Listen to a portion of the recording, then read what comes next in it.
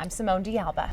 Well, topping the news this morning, we begin in the courtroom in one of Yellowstone County's most violent murder cases in its history. Topping your international headlines this morning, Israel continued its heavy assault on Hamas military targets today. Even though the U.S. and Israel disagree about current negotiations with Iran, both countries agree Iran must never obtain a nuclear weapon. We now know the two sheriff's deputies involved in a fatal shooting near Huntley last month have resigned. Well, in sports news, the world's top cowboys and cowgirls are forming their own rodeo association. One man is dead following an officer-involved shooting in Missoula early this morning. A little mini freeze to keep us on our toes. Yeah, just to remind you what winter can do. All right. Thanks for being with us. Enjoy those turkeys. I'm Simone DeAlba. Coming up tonight, we'll tell you why some critics say the program should be grounded. Well, a Butte community group is holding a public meeting this evening to address important issues such as youth substance abuse and teen suicide. At the Yellowstone County Courthouse, where ballot counting started early this morning for the primary elections. Now, right behind me, that's what's taking place in those doors. What are you hearing from United? Any sense of what caused this? Just standard turbulence in the air?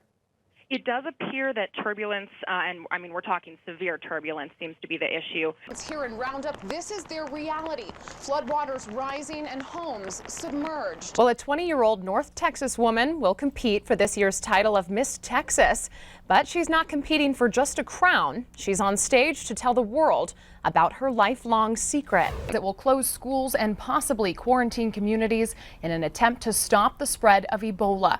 CBS's David Begnaud joins us now live. Reporting you can trust with Simone DeAlba. Turkeys have been rolling in throughout the day, all for a great cause. Now, also part of the fun is a little bit of cat-grizz rivalry to help fuel that competition. Here in Muscle County, we're at the scene of a shooting that took place Sunday night right around 8 p.m. We're on Farrell Road. Now, that's just south of Roundup, and this neighborhood is where that shooting took place. Once deputies arrived on Farrell Road, all parties involved had left in separate vehicles. Reports indicate two shooting victims were being chased by this man, Tyler Jack Snyder. After authorities located one victim on Highway 87 South, the person was taken to a Billings hospital with non-life-threatening injuries. Shortly after, officials were able to find Snyder in his vehicle south of Roundup. He reportedly negotiated with deputies for nearly 2.5 hours before trying to escape, but he crashed his vehicle just a few yards away and took off on foot into the woods.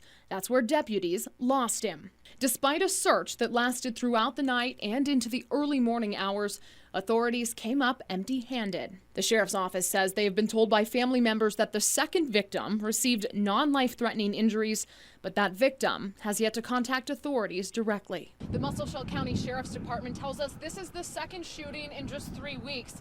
Now, of course, an investigation will continue. Near Roundup, Simone DeAlba, MTN News. How do you measure a man? I mean, he was just this ordinary farm guy, and he would always say, if I die, you don't even need to have a funeral, like 10 people would show up. And obviously, God has much bigger plans for the life and death of Owen Murnion.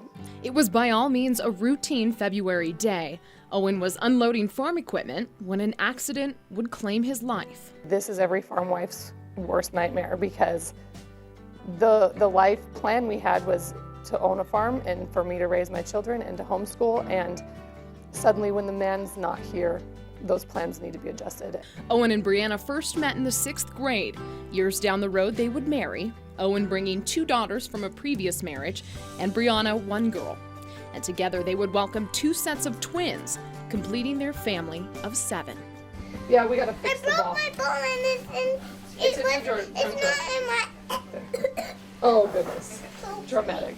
He was just surrounded by girls all the time. He was very proud of his daughters. When remembering their father, no tears were shed. Instead, they recalled memories. He was funny. He buys cool things.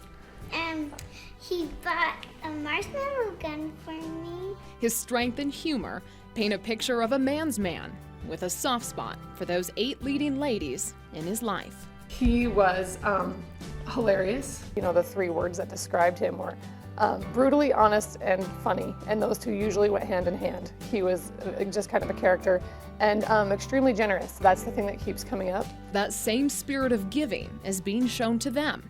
Donations from every corner of Montana have rolled in with messages of prayer and comfort.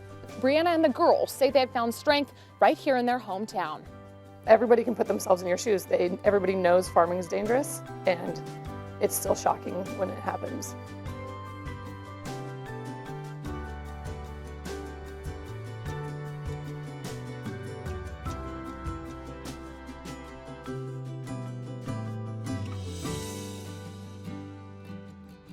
After meeting the Murnians, one thing is clear.